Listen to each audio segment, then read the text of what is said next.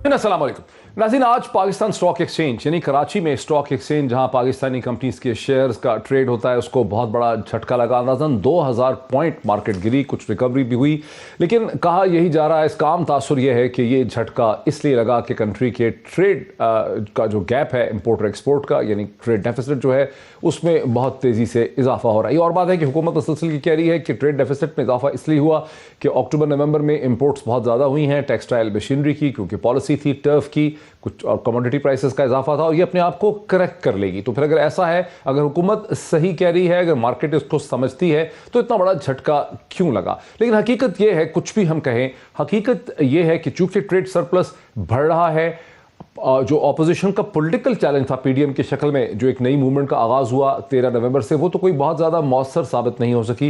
लेकिन इमरान खान हुकूमत का इस वक्त सबसे बड़ा जो वीकनेस है, जो एशलिस हील है, वो इस मुल्क की मईशत है। शाहिद खाकान अब्बासी साहब, पाकिस्तान के एक्स प्राइम मिनिस्टर, ने ये कहा अब से चंद घंटों पहले, उन्होंने कहा कि इमरान खान हुकूमत को हटाए बगैर कोई हल है नहीं, इस हुकूमत को हटाना होगा, इस हुकूमत ने मुल्क को बैंकरप्ट कर दिया है, नए इलेक्शन करवाने होंगे वरना पाकिस्तान की तमाम मईशत तबाह हो जाएगी। लेकिन अगर ऐसा है तो अपोजिशन के पास क्या कोई हल है? इसी नुक्ते से हम आगाज़ कर सकेंगे। पीएमएलएन के सीनियर लीडर जनाब खुर्रम दस्तगीर साहब, जो इससे पहले पाकिस्तान के commerce minister, defence minister, Pakistan के फॉरेन मिनिस्टर रह चुके हैं, इस वक्त मेरे साथ एक वीडियो लिंक के जरिए हैं। उसके अलावा मुझे डॉक्टर सलमान शाह, जो एडवाइज़र हैं चीफ मिनिस्टर पंजाब के, वो भी मुझे प्रोग्राम के पहले हिस्से में ज्वाइन करेंगे। और कराची से मोहम्मद सोहेल, जो CEO हैं टॉप लाइन सिक्योरिटीज़ के और पाकिस्तान स्टॉक एक्सचेंज के मामलों पर गहरी नज़र रखते हैं, उनसे भी हम बात करेंगे। लेकिन सबसे पहले खुर्रम दस्तगीर साहब से। खुर्रम दस्तगीर साहब, ये तो बात माननी ही पड़ेगी कि मईशत है और जो इकोनॉमिक सिचुएशन है वो इस हुकूमत का सबसे बड़ा चैलेंज है, लेकिन पॉलिटिकली आप इस हुकूमत के लिए कोई खातर खा चैलेंज खड़े नहीं कर सके। हर दफ़ा जब आपकी जमात ने या पीडीएम की जमातों ने एक चैलेंज खड़ा करना चाहा, उसमें आपको कामयाबी नहीं हुई। अब जब शायद खाकान अब्बासी सब ये कहते हैं कि इस हुकूमत को गिराना होगा, नए इलेक्शन करने होंगे, तो लाहे अमल तो आप भी कोई नहीं दे रहे। कि जिसको चैलेंज कहा जाता है ना, जो वो उसकी तारीफ बदल चुकी है। या तो चैलेंज इमरान खान साहब ने किया था जब उन्होंने इस्लामाबाद में आकर इस्लामाबाद पुलिस के दर्जनों एहलकारों को जब्त किया, डंडे लेकर पाकिस्तान टेलीविजन पर कब्जा किया, बुलडोजर लेकर पार्लियामान का जंगला गिराया, ऐवान सदर पर हमलावर हुए। एक तो वो चैलेंज है। दूसरा चैलेंज जो अभी हालिया हुआ है, जो तहरीके लबैक ने किया, कि वो एक मुसल्ला जत्था लेकर निकले और उन्होंने लाहौर से वजीराबाद के दरमियान कम से कम 8 पुलिस मैनों को शहीद किया। तो जब तक इस तरह का वायलेंस ना हो तो पाकिस्तान में इसको चैलेंज नहीं समझा जाता जो कि हमने किया है। और हमारी अगर चैलेंज के लिहाज से देखें तो गालिबन पीडीएम की सबसे बड़ी जो शायद गलती थी कि हम मुकम्मल तौर पर पुरअमन हैं। हमारे तमाम जलसे, तमाम रैलियां, तमाम एहतजाज जो हैं, उनमें जो मुहावरा कहा जाता है कि एक गमला भी नहीं टूटा, तो जिसकी वजह समझा जाता है कि जी आपने तो चैलेंज ही कोई नहीं किया। हालांकि हकीकत ये है कि हमने भरपूर मज़ाहमत की है, पार्लियामान में भी, पार्लियामान से बाहर भी, पाकिस्तान की सड़कों पर भी। अगर तशद्दुद ही चैलेंज का मयार है तो वो मयार ऐसा है जिस पर हम ना ही पूरा उतरने की कोशिश कर रहे हैं और ना करेंगे, क्योंकि हमें ये मुल्क अजीज है। इशू ये है कि इस तमाम चैलेंज जिसको आप कहते हैं कि अपोजिशन को चैलेंज करना चाहिए था, इमरान खान साहब एक पॉलिसी पर अमल पैरा हैं जिसका नतीजा ये निकला है कि पहले उन्होंने पाकिस्तान के गरीब का कत्लेआम किया महंगाई के जरिए, फिर ये जो IMF और सऊदी अरब से जो मुआहदे किए हैं उससे पाकिस्तान की खुद मुख्तारी का कत्लेआम किया। और आज स्टॉक मार्केट का जो कत्लेआम हुआ है, 2000 पॉइंट्स डाउन हुए हैं, उसमें सिर्फ ट्रेड डेफिसिट नहीं है। हालांकि ट्रेड डेफिसिट पर भी ये बहुत सीरियस गुफ्तगू है कि जिस ट्रेड डेफिसिट को इमरान खान साहब ने मुस्लिम लीग नून के खिलाफ एक बहुत बड़ी चार्ज शीट बनाया, जो 2017-18 के अंदर डेफिसिट था, उतना डेफिसिट सिर्फ 5 महीनों में हुआ है $20 बिलियन का। और सिर्फ 1 महीने में $5 बिलियन का जो ट्रेड डेफिसिट है वो अपनी जगह पर खड़ा है। लेकिन उसके साथ ही नाजरीन को यह भी मालूम होना चाहिए कि पाकिस्तान ब्यूरो स्टैटिस्टिक्स ने कल जो नंबर रिलीज किए महंगाई के, उसमें जो होलसेल प्राइस इंडेक्स है, जो कि आने वाली महंगाई का पता दे रही है, वो 26% बढ़ी नवंबर के महीने में। जो गरीबों के लिए महंगाई होती है, जो सेंसिटिव प्राइस इंडेक्स है 51 चीजें, उसमें 18% इजाफा हुआ। तो इसका मतलब यह है कि पाकिस्तान में इस वक्त इस हुकूमत के हाथ नहीं, मुकम्मल कर रहा हूं, महंगाई मुकम्मल आउट ऑफ कंट्रोल है। पाकिस्तान का जो फिस्कल बैलेंस है वो मुकम्मल आउट ऑफ कंट्रोल है। और तीसरी बात यह है कि आने वाले जो शायद वजह बनी आज स्टॉक मार्केट के गिरने की, कि आने वाले दिनों में किसी बेहतर मैनेजमेंट की कोई उम्मीद नजर नहीं आ रही इमरान खान के होते हुए। अच्छा, ठीक है। जरा मुझे इससे पहले कि मैं डॉक्टर सलमान शाह साहब की तरफ जाऊं, मैं थोड़ा सा एक एक्सपर्ट ओपिनियन ले लूं मोहम्मद सोहेल साहब की, जो कि चीफ एग्जीक्यूटिव ऑफिसर हैं टॉप लाइन सिक्योरिटीज़ के, ब्रोकर हैं, एनालिस्ट हैं, मार्केट के मामला पे सिक्योरिटीज़ यानी शेयर्स के मार्केट के गहरी नज़र रखते हैं पाकिस्तान स्टॉक एक्सचेंज के ऊपर। सोहेल साहब, आप क्या बताएंगे, क्या वजह है कि ये इतनी मंदी हुई, ये क्रैश हुआ, ये एक नॉर्मल चीज़ है, ये खौफ पाया जाता है कॉर्पोरेट वर्ल्ड में, ये किसी ने कोई साजिश की है? बिकॉज हुकूमत मुसलसल ये कह रही है, कल अकील करीम बेदी साहब हमारे साथ प्रोग्राम में थे, उस वक्त भी उनके सामने बात हुई थी, उनका ये कहना था कि जो ट्रेड का गैप है ये श्रिंक कर जाएगा, क्योंकि दूसरी तरफ से कहा जा रहा था कि ये 15-20 बिलियन डॉलर तक चला जाएगा 30 जून 2022 तक। उनका कहना था कि ऐसा नहीं होगा, चूंकि अक्टूबर नवंबर में इंपोर्ट्स ज़्यादा हुई हैं और एक्सपोर्ट्स बढ़ रही हैं, एक्सपोर्ट्स हेल्दी हैं, तो आगे जाके गैप कम हो जाएगा। देखिए, अव्वल दो चीजें हैं। तो मार्केट क्यों क्रैश की? मार्केट क्रैश करने का रीजन ये था कि कल रात को एक टी बिल का ऑक्शन किया स्टेट बैंक ने, दिन में किया, उसका नतीजा रात को अनाउंस किया, जिसमें 500 अरब रुपए स्टेट बैंक ने हुकूमत के लिए बोरो किए, और जो प्रिवेलिंग इंटरेस्ट रेट था उससे कोई 1.5 से 2% ऊपर बोरो किए। तो बेसिकली जब इंटरेस्ट रेट 10% से 11.5% होगा तो स्टॉक मार्केट क्या सारी मार्केट्स गिरेंगी, क्योंकि जब हुकूमत आपको 11.5% या 12-12.5% का रिटर्न दे रही है तो स्टॉक मार्केट की मार्केट होती है। ठीक है, बिल्कुल अच्छा आपने बताया। मुझे थोड़ा सा ये बता दें मेरे नाजरीन के लिए, सुनने वालों के लिए, कि जो कराची इंटर बोरोइंग रेट है, काइबोर जिसको कहते हैं, वो इस वक्त कितना है? 11.80 हो चुका है एक साल का, जो आज से कुछ महीने पहले कोई 7 के करीब था, 7.5 कोई 7.25 हाँ 7-7.5 था, तो 5% बढ़ गया। इसका मतलब है कि अगर आज ये इस पे आपका क्या कमेंट है कि स्टेट बैंक की हिकमत अमली क्या है? गवर्नर स्टेट बैंक क्या अचीव करना चाह रहे हैं इंटरेस्ट रेट को इतना ऊपर ले जाकर? ये सबसे ज्यादा जो शॉकिंग था, ये नींद उड़ा देने वाली कल रात को खबर थी, वो ये थी कि क्यों हुकूमत ने या स्टेट बैंक ने 500 अरब रुपए लिए 11.5% पे जाकर। वो चाहता तो कम भी ले सकता था। इसके पीछे दो ही लॉजिक हो सकती हैं मोहित भाई। एक तो ये कि शायद हुकूमत या स्टेट बैंक खुद परेशान है, 8 अरब का इंपोर्ट बिल देके उसको लग रहा है कि क्राइसिस जो है वो खड़ा है, और हमारे इसी रफ्तार से अगर इंपोर्ट बढ़ती रही तो हमारे रिजर्व जो तेजी से खत्म हो रहे हैं और खत्म हो जाएंगे। या तो ये रीजन हो सकती है, या लेकिन रिजर्व्स तो हमारे 16 बिलियन डॉलर के करीब इस वक्त है स्टेट बैंक के पास, 16-17 बिलियन, और प्राइवेट हैंड्स में बैंक्स में भी हैं 26 बिलियन डॉलर का। एब्सोल्यूट में नहीं देखा जाता ना। आपकी सैलरी, मेरी सैलरी 20 साल पहले जो थी, आज वो हमारी चौकीदार की भी सैलरी नहीं है। मगर जब आप 8 अरब रुपए का इंपोर्ट, 8 बिलियन डॉलर का इंपोर्ट कर रहे हैं और आपके पास 16 बिलियन डॉलर हैं, तो 2 महीने का कवर हुआ ना ये। सही। All standard. रुकिए जरा इसमें डॉक्टर सलमान शाह साहब को लेने दें। डॉक्टर सलमान शाह साहब, ना सिर्फ आप चीफ मिनिस्टर पंजाब के एडवाइजर हैं, बल्कि आप इससे पहले पाकिस्तान के चीफ मिनिस्टर रह चुके हैं डिफेक्टो। आप इसे कहते हैं नोटेड इकोनॉमिस्ट हैं। ये क्या वजह है, ये इतना जो 8 बिलियन कह रहे हैं, मैं तो कल 7 बिलियन सुन रहा था, अभी वो सोहेल साहब 8 बिलियन डॉलर का कह रहे हैं कि इंपोर्ट का, क्या वजह है इसकी? देखें, एक तो वजह है कि एक इंटरनेशनल इकोनॉमिक शॉक मिल रहा है कमोडिटीज़ और ऑयल प्राइसेस की वजह से, और इसमें तकरीबन 2.5 अरब डॉलर तो सिर्फ एनर्जी इंपोर्ट्स हैं, और इसके अलावा फूड इंपोर्ट्स भी हैं और बाकी इंपोर्ट्स भी हैं। ट्रेड डेफिसिट ठीक है कि 8 अरब डॉलर हुआ है, लेकिन अगर जब आप इसको करंट अकाउंट डेफिसिट में कन्वर्ट करेंगे तो ये फिर थोड़ा सा मैनेजेबल होगा। और इसमें जो मेन चीज़ है मेरी नज़र में, वो ड्रिवन बाय एनर्जी प्राइसेस, क्योंकि अगर करंट अकाउंट डेफिसिट इसका तकरीबन 2 अरब डॉलर। एक सेकंड रुक जाएं, ट्रेड डेफिसिट हुआ है 8 बिलियन डॉलर का, या इंपोर्ट का बिल था 8 बिलियन डॉलर का? ट्रेड डेफिसिट है 8 बिलियन डॉलर का, ये इंपोर्ट बिल था 8 बिलियन डॉलर का? 8 बिलियन का इंपोर्ट बिल है, ट्रेड डेफिसिट 5 बिलियन का है, और करंट अकाउंट डेफिसिट तकरीबन 2-2.5 बिलियन का होगा। और करंट अकाउंट डेफिसिट जो है उसमें जो टोटल करंट अकाउंट ये सिर्फ एक महीने का डॉक्टर नहीं, लेकिन आपने सुना ना सोहेल साहब क्या कह रहे हैं? सोहेल साहब कह रहे हैं कि अगर आपका इंपोर्ट बिल 8 बिलियन डॉलर का है और आपके टोटल रिजर्व स्टेट बैंक के हाथ में 16 बिलियन डॉलर के हैं, तो स्टेट बैंक को खौफ है, जिस वजह से स्टेट बैंक ने 10.5-11% के ऊपर जो गवर्नमेंट का ट्रेजरी बिल है उसको बेचा है।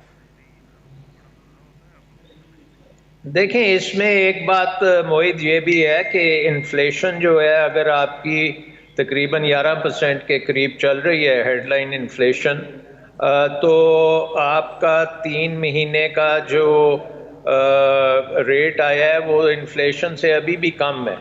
So I think in that sense हमारे जो डिस्काउंट रेट है वो कम है और इसको मार्केट रिएक्ट कर रही है। दूसरी बात ये है कि मार्केट पे इंटरनेशनली भी मुझे जरा इसमें खुरम साहब को मुझे जरा एक फास्ट पेस मुझे जरा खुरम साहब को लाने दीजिए इसमें। खुरम साहब आप ये कह रहे हैं कि इनको हटा के, जैसे ज़ाहिर है आप भी वही कह रहे हैं, शायद खाकान अब्बासी सब कह रहे हैं कि इमरान खान हुकूमत को हटा कर ही पाकिस्तान की मईशत को बचाया जा सकता है, वरना कंट्री जो है मुकम्मल बैंकरप्ट हो जाएगा। लेकिन इमरान खान ने 2014 से जो गाड़ी चलाई थी वो ये थी कि आपकी हुकूमत करप्ट है, वो आएंगे करप्शन को ख़त्म कर देंगे, फिर मईशत ठीक हो जाएगी। अब आप सिर्फ ये कह रहे हैं कि ये हुकूमत नालायक है।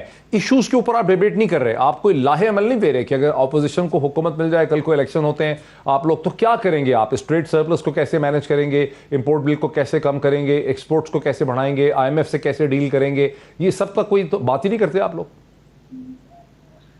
जी, बात करने की बजाय हम करके दिखा चुके हैं। We have actually done it. हमें कोई नया नारा लगाने की जरूरत नहीं है। ये उसकी वजह ये मैं आपको बता देता हूँ। 2013 से 16 हम IMF प्रोग्राम में थे और पाकिस्तान का पहला IMF प्रोग्राम था जिस दौरान ना सिर्फ इन्फ्लेशन कम हुई बल्कि ग्रोथ भी बढ़ी। आमतौर पे जब IMF के मामला उठते हैं और IMF कहता है बिजली बढ़ा दो, गैस बढ़ा दो, तो पाकिस्तान में महंगाई बढ़ना शुरू हो जाती है।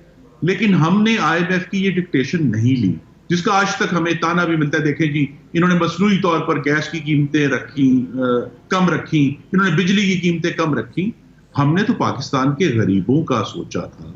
पाकिस्तान की जो ओवरवेलमिंग मेजॉरिटी पाकिस्तानियों की है, उनकी खानदानों की फलाह का सोचा था, बच्चों का सोचा था। क्या वजह बताओ? आप दलेर थे, बहादुर थे, IMF आपसे डरती थी, अमेरिका आपके साथ था। जब आप कहते हैं हमने IMF की बात नहीं मानी, मतलब क्या था? पिस्टल आपके हाथ में था, फर्क क्या था? इसमें सबसे बड़ी चीज जो थी वो ये थी कि हमने पाकिस्तान के जो टैक्स रेवेन्यूज थे वो हर साल कंसिस्टेंटली 20% बढ़ाए और अपने 5 सालों में डबल किए।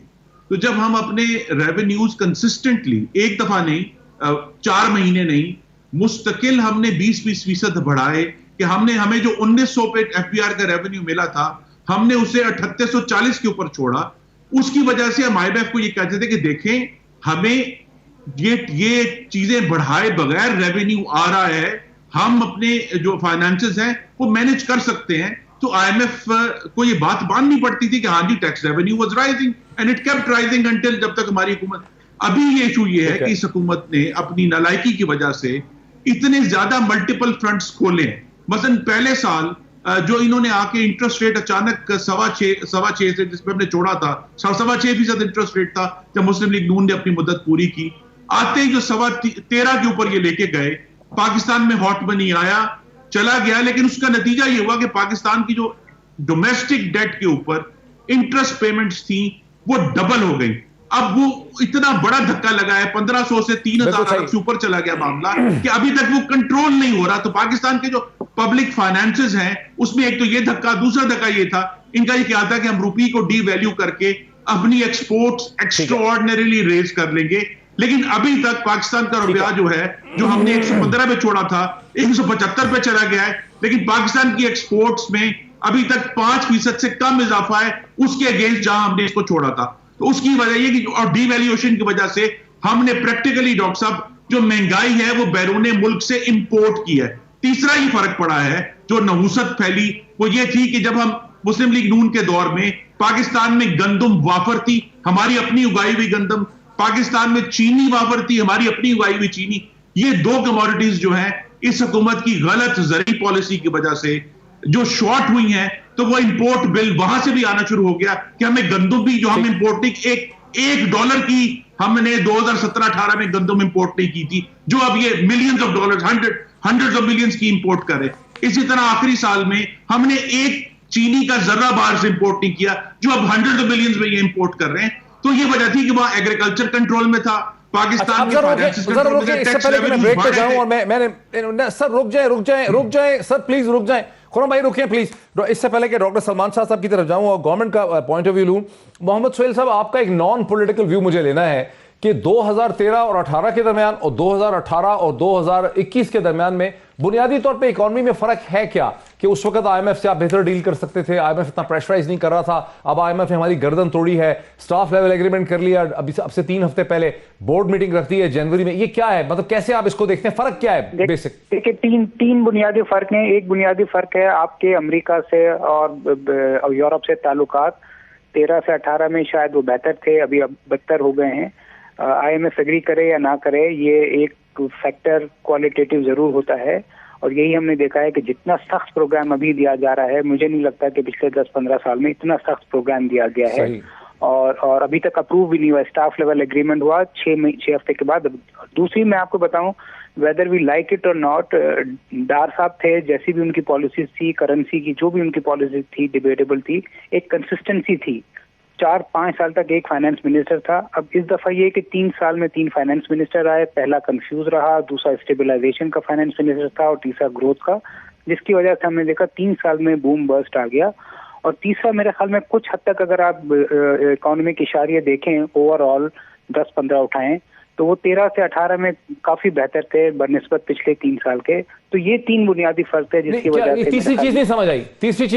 तीसरी चीज क्या है? पहली दोनों चीज ये कि अगर ओवरऑल इकोनॉमिक इंडिकेटर्स देखें, जीडीपी ग्रोथ, फिस्कल डेफिसिट, और जो 4-5 जो इकोनॉमिक इंडिकेटर्स होते हैं, वो 13 से 15 के को हम सामने रखें और पिछले 3 साल को सामने रखें, तो 13 से 15 वाले कदरे बेहतर नजर आते हैं। ठीक, अब रुक जाए जी। डॉक्टर सलमान शाह साहब, ब्रेक से पहले जरा इसका जवाब दे दें जो खुरम साहब ने कहा, इसका पॉइंट बाय पॉइंट दें, क्योंकि ये बहुत इंटरेस्टिंग बात है कि देख, 2016 में हम आईएमएफ का प्रोग्राम कंप्लीट करते हैं और 2018 में हमारी इकोनॉमी जो है वो तकरीबन डिफॉल्ट के दाने पे पहुंच जाती है। दार साहब ने 85 अरब डॉलर का एक्सटर्नल डेट छोड़ा पाकिस्तान के लिए, जिसकी डेट सर्विसिंग जो थी वही तकरीबन 15 अरब डॉलर थी, जिसमें तकरीबन 3 से 4 अरब डॉलर तो सिर्फ इंटरेस्ट पेमेंट्स के थे, और पाकिस्तान के पास कोई तरीका नहीं था कि ये आप रीफाइनेंस कर सकें सारे डेट को। और आपको पहले तो आप भागे सऊदी अरेबिया और दोस्त ममालिक से पैसा लेने के लिए कि आप डिफ़ॉल्ट से बचें, उसके बाद आपको आईएमएफ प्रोग्राम में जाना पड़ा। दूसरी बड़ी इंपॉर्टेंट बात है जिस पे आईएमएफ अब स्टेट बैंक की ऑटोनॉमी की बात कर रहा है कि दार साहब ने स्टेट बैंक के गवर्नर एक रिटायर्ड फाइनेंस सेक्रेटरी को लगाया जो चेयरमैन सीबीआर भी रह चुके थे, एफबीआर के चेयरमैन, उनको इन्होंने लगाया वहाँ पे स्टेट बैंक में गवर्नर कि ये वो मॉनेटरी पॉलिसी चलाएंगे। उनको क्या पता था कि मॉनेटरी पॉलिसी क्या है? उन्होंने फिक्स एक्सचेंज रेट और डेट ड्रिवन एक्सटर्नल डेट क्योंकि आपको मिल रहे थे तो आप लेते जा रहे थे, और वो आप पाकिस्तान को एक डेट ट्रैप में घुसेड़ दिया।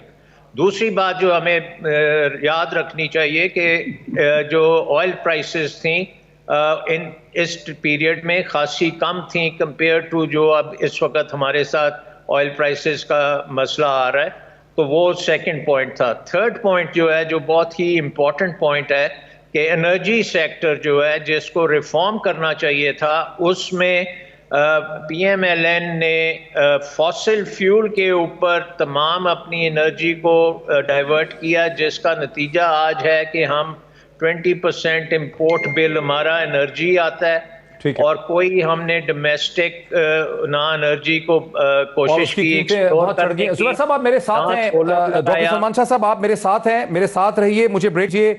सलमान शाह साहब भी मेरे साथ हैं, खुरम दस्तगीर साहब भी हैं, मोहम्मद सोहेल साहब हमारे साथ प्रोग्राम के पहले हिस्से में थे। बहुत ही इंटरेस्टिंग डिस्कशन है नाज़रीन। कोशिश हमारी ये है, ठीक है हुकूमत निकम्मी, नालायक, फेलियर सब कुछ है, लेकिन असल इश्यूज पाकिस्तान की मईशत के हैं क्या?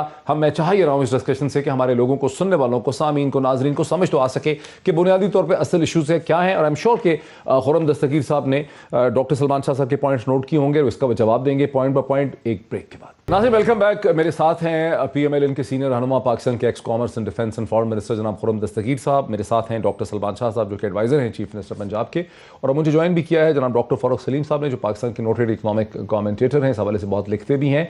और जैसे कि मैंने वक्फे से पहले भी कहा कि कोशिश हमारी ये है कि पाकिस्तान की मईशत के कौन नालायक है, कौन निकम्मा है, किसने करप्शन की, उससे हट के हम ये थोड़ा ये भी समझें कि पाकिस्तान की मईशत के बुनियादी मसाइल जो हैं वो हैं क्या।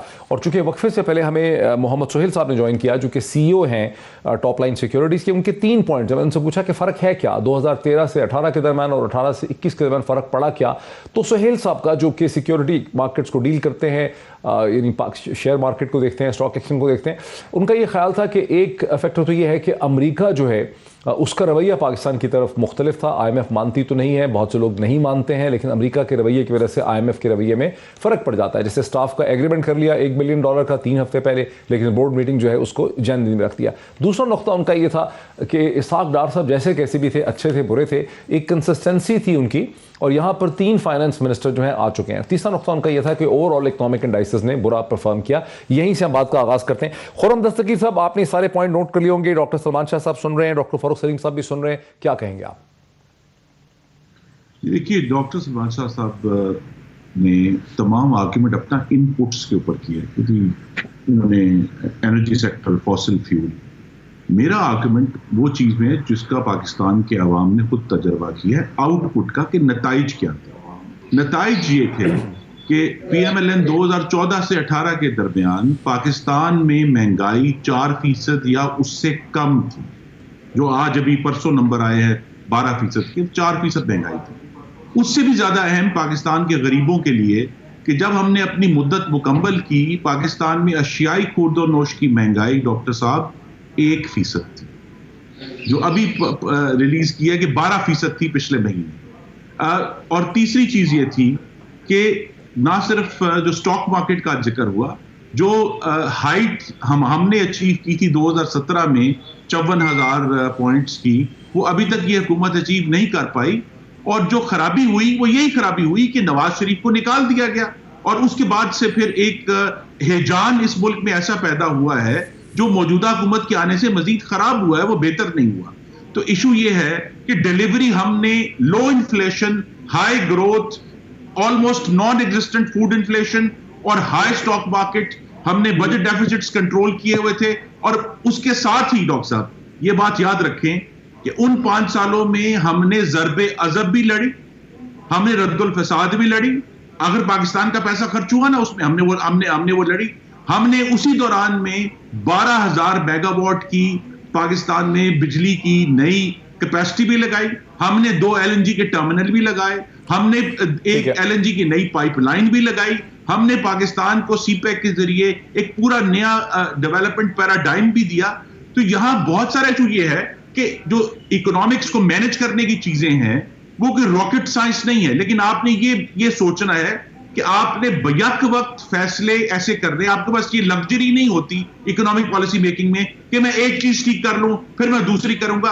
आपने बैक वक्त उससे मैनेज करना है, जो कि इसहाक डार साहब ने बहुत अच्छे तरीके से किया, और इस बात को यकीनी बनाया कि पाकिस्तान इन्फ्लेशन इंपोर्ट ना करे और हम अपने जो डेवलपमेंट के जो सारे रिक्वायरमेंट्स हैं। बस एक आखिरी बात करूंगा फिर आप जाएं, कि पाकिस्तान मुस्लिम लीग नून की हुकूमत ने 2013 से 18 के दरमियान पाकिस्तान का दिफाई बजट भी डबल किया। 550 अरब रुपए से 1100 अरब रुपया था जो हम छोड़कर गए थे। तो हम कंसिस्टेंटली तमाम फ्रंट्स के ऊपर, एनर्जी फ्रंट पे, इंफ्रास्ट्रक्चर फ्रंट पे, जो फिस्कल बैलेंसिंग फ्रंट के ऊपर हम हर चीज पर काम कर रहे थे। ये था कि पाकिस्तान के लोगों को लो इन्फ्लेशन, सर मुझे और लोगों को लेने, मुझे डॉक्टर फारूक सलीम साहब को लेने, PMLN की हुकूमत जो थी उसकी फाइनेंशियल पब्लिक फाइनेंस की मैनेजमेंट जो है, सर मुझे लेने दे फारूक सलीम साहब को। डॉक्टर फारूक सलीम साहब, आप एज एन इकोनॉमिक कमेंटेटर क्या समझते हैं कि बुनियादी फर्क क्या पड़ा है 2018 और 2013 और 18 के दरमियान, 2018 और उसके दरमियान में बुनियादी फर्क क्या पड़ा है? ये जो 3-4 फैक्टर हैं, IMF का रवैया, अमेरिका का रवैया, इंटरनल मैनेजमेंट,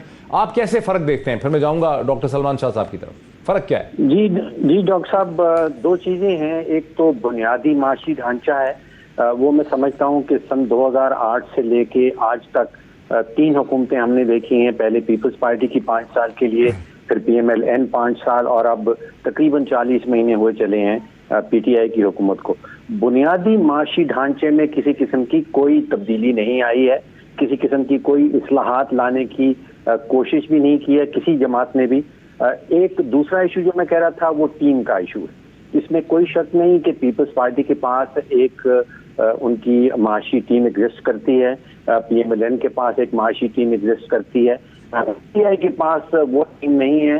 टेक्निकली हमने देखा कि पिछले 40 महीनों में 5 दफा तो वजीर खजाना जो है वो बदली हो चुके हैं। कभी वजीर खजाना जो है वो मुशीर खजाना बना दिए जाते हैं, कभी मुशीर खजाना जो हैं वापस वजीर खजाना बन जाते हैं। ऐसा वक्त भी हमने देखा कि जब 22 करोड़ पाकिस्तानियों का ना तो कोई वजीर खजाना था और ना कोई मुशीर खजाना था।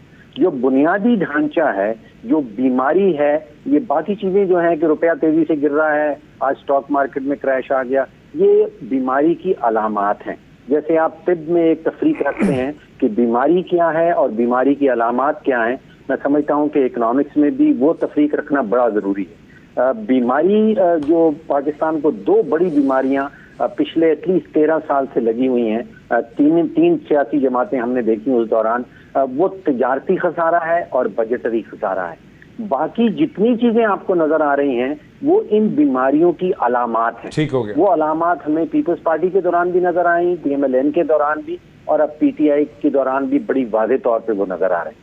ठीक है डॉक्टर साहब, बेसिकली तौर पे नाज़रीन, डॉक्टर साहब ये कह रहे हैं कि अगर किसी को कैंसर हो, या किसी को कोई खून की बीमारी हो, या किसी को कोई अंदर इन्फेक्शन हो, उस इन्फेक्शन के जो सिम्टम्स होते हैं, जो असरात होते हैं, उसमें टेम्परेचर होता है, उसमें बुखार होता है, उसमें खांसी लगी भी होती है, लेकिन असल मसला जो है वो नीचे होता है। और यहाँ पे असल मसला जो है वो करंट अकाउंट डेफिसिट है, ट्रेड डेफिसिट है, बजटरी डेफिसिट है।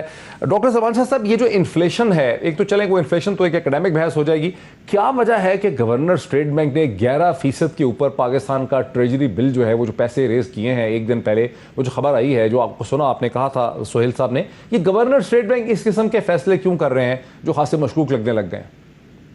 देखिए मोहित, एक दो बातें मैं पहले करूंगा। एक तो ये है कि पाकिस्तान को डेट ट्रैप में डालने वाले दार साहब थे, और वो डेट ट्रैप के कॉन्सिक्वेंसेस जो हैं वो बड़े सिवियर होते हैं। एक कॉन्सिक्वेंस उसका ये है कि आपको बेल आउट के लिए IMF के पास जाना पड़ता है, और IMF की जो पॉलिसी प्रिस्क्रिप्शन है, आप क्यों कहते हैं कि दार साहब थे? पीपल्स पार्टी ने क्या कोई बेहतर परफॉर्म किया था? नहीं, पीपल्स पार्टी ने भी तो कर्जा बहुत चढ़ाया था। मुशर्रफ तो $37 बिलियन पे कर्जा छोड़ के गया था। जी, बट $85 बिलियन जो थे वो लेगेसी है दार साहब की, और दार साहब ने स्टेट बैंक की ऑटोनॉमी को भी डिमोलिश कर दिया था। वहाँ पे फाइनेंस मिनिस्ट्री से बंदे लगाए गए, और उन्होंने मॉनेटरी पॉलिसी के ऊपर किसी को कोई पता नहीं था कि क्या करना है, और डेट ड्रिवन एक्सटर्नल डेट जो है इस लेवल पे ले गए जो आप कभी सर्विस कर ही नहीं सकते। अभी भी उस डेट की जो है एक कॉन्सिक्वेंस है कि वो मल्टीप्लाई करता है, क्योंकि उसके ऊपर जो इंटरेस्ट पेमेंट्स हैं वही आप पे नहीं कर सकते, और लेट अलोन के रिटर्न करेंगे, जिसके लिए आपको IMF के पास जाना पड़ता है, जो फिर आगे से आपको दवाई जो देता है उसमें एक्सचेंज रेट जो है वो मार्केट डिटर्मिन्ड है। जब एक्सचेंज रेट मार्केट डिटर्मिन्ड होगा और आपको डॉलर्स की ज़रूरत है और डॉलर्स है नहीं है, तो रुपए की वैल्यू गिरेगी। रुपए की वैल्यू जब गिरेगी तो उससे इन्फ्लेशन भी होगी, और उसके साथ आपकी जो लोगों के ऊपर मसले मसाइल हम देख रहे हैं वो भी होंगे। इसको मल्टीप्लाई कर लें एक कोरोना से, जो पूरे 100 साल में इस किस्म की चीज़ नहीं आती, उसका इम्पैक्ट भी कर लें, और उसके साथ साथ अब आप देख लें कि सप्लाई चेन डिसरप्शंस की वजह से जो एक्सटर्नल शॉक इस वक्त आया हुआ है, ऑयल प्राइसेस का, फूड प्राइसेस का, बाकी चीज़ों का, और इवन लेकिन PMLN ये कह रही है कि उनको जंग भी लड़नी थी, उनको ज़रबे अज़ब भी उनको लड़ना था, उन्होंने डिफेंस बजट को भी बढ़ाया, उनके ज़माने में CPEC पे बहुत खर्चा हुआ, मशीनरी इंपोर्टिंग, वो ये चीज़ें भी तो पॉइंट आउट कर रहे हैं। हाँ, बट उस वक्त तेल की कीमतों का एक बहुत बड़ा बोनेंजा भी मिला, और इसके साथ साथ आपको जो कैरी लूगर बिल के तहत भी आपको पैसे मिले, और बाकी और भी आपको पैसे मिले, लेकिन पॉइंट इज कि आपने इकोनॉमी को स्ट्रैंगल होल्ड में डाल दिया। लेकिन पेंडेमिक के पूरे साल में आपको तेल सस्ता मिला, LNG सस्ती मिली, मिनिस्ट्री ऑफ एनर्जी ने एनर्जी के लॉन्ग टर्म कॉन्ट्रैक्ट नहीं किए, गैस तो LNG तो $2.5-3 पे मिल रही थी इंटरनेशनल मार्केट में, फॉरवर्ड डीलिंग कर लेते, उसके फॉरवर्ड बाइंग, जिसको फॉरवर्ड्स कहते हैं, उसको इंश्योर करते।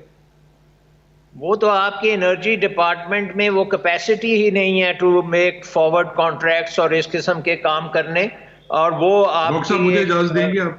बात है। लेकिन दूसरी बात ये है कि जो हमें परमानेंट जिस चीज में इन्होंने फंसाया है वो है डेट ट्रैप, और दूसरा है एनर्जी ट्रैप। एनर्जी में जो इनके कॉन्ट्रैक्ट्स हैं वो दुनिया के महंगे तरीन कॉन्ट्रैक्ट्स हैं, और उन कॉन्ट्रैक्ट्स में दुनिया में या इवन रीजन से अगर देखें तो डबल कीमत पे लगाए गए हैं। और उसके अलावा भी आपने जो ये टेक और पे कॉन्ट्रैक्ट्स हैं वो आपके फाइनेंशियल अकाउंट से उसको सर्विस हो रहा है, वो भी आपके डॉलर्स जो हैं उसको इस्तेमाल कर रहे हैं। खुरम दस्तगीर साहब, जी सलमान शाह साहब, डॉक्टर साहब रुकिए। खुरम दस्तगीर साहब देखें, बुनियादी तौर पे इनका आर्गुमेंट ये है, सलमान शाह साहब रुकिए। खुरम दस्तगीर साहब, बुनियादी तौर पे इनका आर्गुमेंट ये है कि आपकी हुकूमत और इसहाक डार साहब जो थे उनकी कोशिश थी आवाम को खुश रखें, इन्फ्लेशन और गरानी को कंट्रोल करें, और उसके लिए उन्होंने इतनी महंगी और चीजें, ऐसे मसाइल खड़े कर दिए उन्होंने मईशत के लिए जिसकी कीमत अब पाकिस्तान को चुकानी पड़ रही है। डेट ट्रैप में वो ले गए, लोगों को खुश रखा। जी मसाइल नहीं है। अब पूरी कौम को मोहम्मद नवाज शरीफ का शुक्रिया अदा करना चाहिए कि आज जब गवर्नमेंट की और इमरान खान की नालायकी की वजह से मुल्क में गैस मुहैया नहीं है, जो 7 fixed long term loads gas के पाकिस्तान आज रिसीव कर रहा है हर महीने, वो उस कॉन्ट्रैक्ट के हैं जो हमने 2015 में किया था। तो शाहिद खाकान अब्बासी और नवाज शरीफ का शुक्रिया अदा करना चाहिए कि मुल्क में जितनी गैस अवेलेबल है वो उस फार रीचिंग एग्रीमेंट की वजह से है। तो वो हमने तो ये काम किया। दूसरा ये देखिए, इसमें बड़ा क्लियर है, इकोनॉमी की ग्रोथ भी थी ना, 5.8% पे थी। तो बहुत सारे इश्यूज अगर मुस्लिम लीग नून की गवर्नमेंट रहती तो हम जो मैनेज कर रहे थे वो ग्रोथ ने और मजीद टैक्स रेवेन्यूज के बढ़ने ने वो मामलात को हल करना था। अब डेट ट्रैप का ये हाल है, डॉक्टर साहब ने कहा कि 85 बिलियन डेट था, जो फॉरेन डेट जो हमने छोड़ा था। आपको पता है आज कितना है? 127 बिलियन डॉलर्स है। यानी जितना एक्सटर्नल डेट डार साहब ने अपने 5 साल में लिया था वो ये हुकूमत पहले 40 महीनों में ले चुकी है। It's already taken it. तो कमाल ये है कि एक ऐसी हुकूमत जो 20,700 अरब के पाकिस्तान डेट एंड लायबिलिटीज बढ़ा चुकी है कंपेयर टू पिछले 71 साल के जो 30,000 थे, जो इमरान खान साहब जब तक को कहते थे 30,000 अरब 30,000 अरब, अब जो है इन्होंने खुद आकर उस 30,000 अरब को 20,700 अरब रुपए बढ़ा दिया है। तो ये जो चीजें हैं, ये मल्टीपल चीजें मैनेज करनी होती है जो ये हुकूमत करने के काबिल नहीं है। आपकी ना हुकूमत की। डॉक्टर, ठीक है, डॉक्टर फारूक सलीम साहब, आपने चूंकि जाना भी है, 2 मिनट ले लें, 2-2.5 मिनट में हमें एक्सप्लेन कर दें। एक तो ये डेट ट्रैप कहते हैं, डॉक्टर सलमान शाह साहब इकोनॉमिस्ट हैं, आप भी इकोनॉमिस्ट हैं, क्या वाकई ही इसहाक डार साहब ने एक डेट ट्रैप क्रिएट किया या उन्होंने ही क्रिएट किया, या उसके पीछे से क्रिएट हो रहा था पीपल्स पार्टी के मिसमैनेजमेंट के नतीजे में भी? एक तो ये मेरा सवाल है। दूसरा ये कहते हैं डेट ट्रैप जमातों के पास क्राइसिस है। अच्छा ठीक है, इसका कोई हल आपको नजर आता है? बिकॉज मगरब की डेमोक्रेसी में होता है कि ऑपोजिशन कहती है कि ये हमारा फॉर्मूला है। 2 सवाल है आपसे, डेट ट्रैप और दूसरा फॉरवर्ड, कोई हल है किसी के पास? जी डॉक्टर साहब, डेट ट्रैप को पहले ले लेते हैं। मैं 3 फिगर्स आपके सामने रख देता हूं जिससे बड़ा वाज़ेह हो जाएगा कि हम किस सिमत में जा रहे हैं जहां तक कौमी कर्जा जात का ताल्लुक है। देखिए, जो 5 साल पीपल्स पार्टी के थे उस दौरान औसतन रोजाना का 5 अरब रुपया इजाफी कर्जा लिया जा रहा था। फिर PMLN की हुकूमत आई, उस दौरान 8 अरब रुपया रोजाना का इजाफी कर्जा लिया जा रहा था और हमारा कर्जाजात जो हैं वो 30,000 अरब पे पहुंच गए। अब 2018 में जब हुकूमत PTI की आई तो उन्होंने शुरुआत की थी कौमी कर्जाजात 30,000 अरब और रोजाना का औसतन इजाफी कर्जा पिछले 40 महीनों में PTI जो ले रही है वो 17 अरब रुपया रोजाना का ले रही है, एज कम्पेयर टू PMLN जब 8 अरब लिया जा रहा था या पीपल्स पार्टी जब 5 अरब लिया जा रहा था। 30,000 अरब से 40 महीनों में 50,000 अरब तक पहुंच जाना, जिसका मतलब ये है कि पहले कोई 70 सालों में नहीं, लेकिन अगर 30 से ये 40 महीनों में 50,000 अरब तक पहुंचे हैं और 20,000 अरब का इन्होंने इजाफा किया है, तो ये 17,000 अरब अगर रोज ले रहे हैं 17 अरब का, फिर तो ज्यादा नहीं हो जाना चाहिए था? 17 इंटू जी बिल्कुल वही हिसाब बनता है। अगर 40 महीनों में आप 17 अरब रोजाना को मल्टीप्लाई कर 1200 दिन हो गए ना जी, आप 1200 दिन, आपके पास इजाफी तकरीबन 20,000 अरब आ जाएगा। अच्छा, 20,000 अरब का मतलब ये है कि लेकिन ये कहते हैं कि हम तो कर्जे उतार रहे हैं, ये तो कहते हैं हम तो कर्जे उतार रहे हैं, उस वजह से हमें लेना पड़ा है, अब नया कर्जे और नहीं हमने कोई अपने लिए लिए, हम ऑपरेशनली बैलेंस हैं। डॉक्टर साहब आपको मिसलीड करते हैं, इशू डोमेस्टिक डेट का है। स्टेटमेंट है और उसका एक्चुअलिटी से कोई ताल्लुक नहीं। 30,000 अरब से 50,000 अरब पे गए हैं। ठीक है, इसका मतलब ये है कि पाकिस्तान की पूरी तारीख का 40% जो इजाफी कर्जा लिया गया है वो सिर्फ पिछले 40 महीनों में लिया गया है। पीपल्स पार्टी ने 20% लिया और PMLN ने 28% अपने 5 साल दौरानिये में, और पीटीआई की मोहित कहना है जस्ट देखिए, अगर 40 महीने गुजर गए हैं और अभी तक हम ब्लेम करें कि PMLN की किया कर्जा है सब कुछ, तो ये दुरुस्त नहीं होगा। जहां तक बैरूनी कर्जात का ताल्लुक है, जो ग्रोस कर्जात पीटीआई की हुकूमत के लिए जी जी डॉक्टर सलमान शाह साहब, आप जरा इसका जवाब दें जो कह रहे हैं डॉक्टर फरूख सलीम साहब। देखें, बात ये है कि डेट ट्रैप नंबर 1, ये एक्सटर्नल डेट के ऊपर हम बात कर रहे हैं कि एक्सटर्नल डेट जो है वो जब आप 85 अरब डॉलर के ऊपर ले गए हैं तो आपकी इकोनॉमी की कैपेसिटी नहीं है कि उसको सर्विस कर सके। जैसे मैंने कहा कि उसके डेट सर्विसिंग जो है वो 15 बिलियन डॉलर पर ईयर है, जिसमें से 4 से 5 बिलियन डॉलर इंटरेस्ट पेमेंट्स हैं। और जब आपके मुल्क में एक करंट अकाउंट डेफिसिट चल रहा है, आपके पास डॉलर्स ही नहीं है कि आप इंटरेस्ट भी पे कर सकते हैं, तो वो इंटरेस्ट के ऊपर भी आपको डेट लेना पड़ता है। सो ये मल्टीप्लाई होना, आप बार 85 बिलियन डॉलर कह रहे हैं, आपने कितना कर्जा रेज किया एक्सटर्नल डेट में? आपने एक्सटर्नल डेट कितना बढ़ाया? उसको देखें, 42 बिलियन एक्स्ट्रा रेज किया, इस वक्त 127 बिलियन है। 30 सितंबर 2021 को 127 बिलियन एक्सटर्नल डेट। उसमें 2 चीजें हैं सबसे इंपॉर्टेंट। एक है इंटरेस्ट पेमेंट्स जो आपने इस पीरियड में दी हैं डॉलर्स में, और दूसरी जो है वो आपकी इसका रिजर्व्स को बिल्डअप किया है। दोनों चीजों की आप देखें, प्रॉब्लम पाकिस्तान का क्या है। अगर आपने 3 महीने के, जब ये 2018 में गए थे तो उस वक्त तो 2 महीने के भी नहीं थे रिजर्व्स आपके पास, और वो आपने इमीडिएट आपको डिफॉल्ट नजर आ रहा है। अभी भी नहीं है, अभी भी नहीं है। सो आपको रिजर्व अभी भी नहीं है चाहिए कम अज कम। अभी भी नहीं है। 3 साल बाद के तमाम इल्जाम लगाकर अभी भी वही हाल है। रिजर्व बनाए हैं। और डेट ट्रैप का मतलब भी ये होता है कि ये जब एक लेवल क्रॉस कर जाता है तो फिर ये ऑटो पायलट पे चले जाता है, और आपको मेजर रिफॉर्म्स करनी पड़ेंगी इसको कट करने के लिए। उसके लिए आपका IMF प्रोग्राम है। अगर जो आप करने की किसी में हिम्मत नहीं है। डॉक्टर फरूख सलीम साहब, क्या ऑपोजिशन के पास, कंबाइंड ऑपोजिशन के पास कोई इकोनॉमिक फॉर्मूला, कोई बोतल में जिन ऐसा है, कोई सोल्यूशन है इनके पास कि अगर ये नालायक हुकूमत को हटा दें जो कहते हैं, कोई है इनके पास फॉर्मूला? 2 बड़े चैलेंजेस जो इस वक्त सामने आ रहे हैं, मुल्क के अंदर महंगाई और मुल्क के बाहर का अकाउंट जो है वो तजारती खसारा।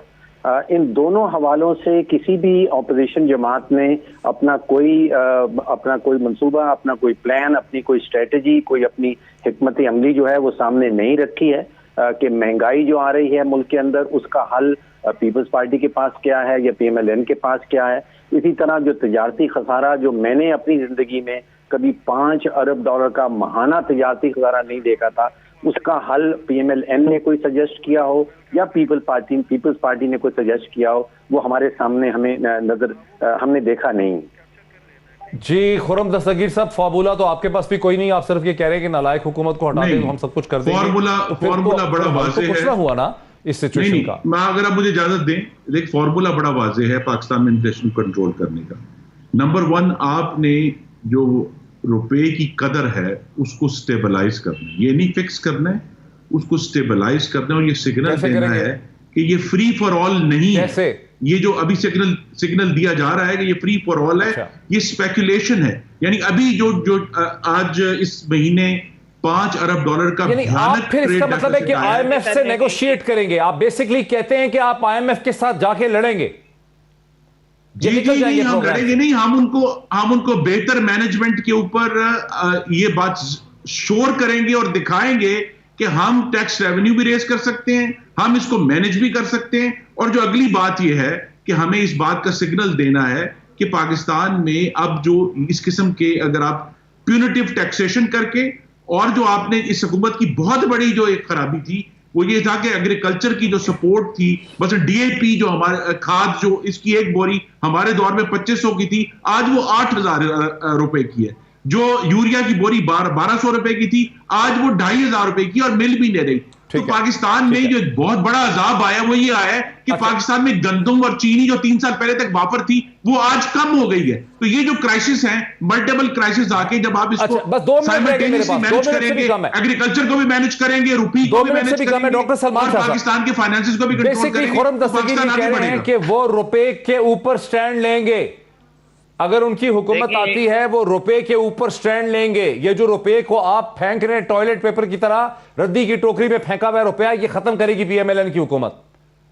देखें, इन्हीं की क्रिएटेड ये प्रॉब्लम है ना, और यही IMF जो है उन्होंने इनको वार्निंग दी थी। बड़ी इंटरेस्टिंग बात है कि 2016 की आप क्रिस्टियन लगार्ड की स्टेटमेंट पढ़ें। जब वो इस्लामाबाद आई थी, उन्होंने कहा था अब आपने IMF प्रोग्राम कर तो लिया है लेकिन आपकी इकॉनमी बड़ी फ्रेजाइल है और इसको डेट को आप कंट्रोल में रखें, इन्वेस्टमेंट क्लाइमेट को आप बेहतर करें, एनर्जी की आप रिफॉर्म्स करें और इन्वेस्टमेंट की आप ग्रोथ करें।